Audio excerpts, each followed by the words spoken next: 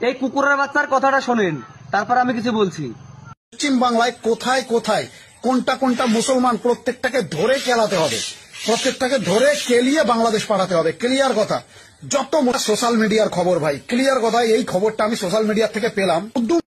আমার প্রথম প্রশ্ন হচ্ছে, তোর কি কোনো বোনকে নিয়ে কোনো মুসলিমের ছেলে পালিয়ে গেছে, নাকি তোর মাকে নিয়ে পালিয়ে গেছে? তোর এত ফাটছে কেন? এই পৃথিবীতে সবার জন্ম হয়েছে, কে হিন্দু কে মুসলিম এটা দেখার বিষয় না। দেখার বিষয় আমরা সবাই ভাই ভাই। কোনো হিন্দু মেয়ে বা কোনো হিন্দু দাদা এই ভিডিওটা মাইন্ডে নেবেন না। আসলে এইসব ছাগলের বাচ্চাদের জন্য এই ভিডিওটা বানানো। একটা কথা মনে রাখিস, একটা আলু পচলে যেমন গোটা বস্তাটা পচে যায়, কিন্তু সেই পচা আলুটাকে বের করে ফেলে দেওয়ার মতো ক্ষমতা আমরা রাখি। তুই হচ্ছিস পচা আলু, তোকে ছাঁটাই করার মতো অকাদ আমাদের আছে।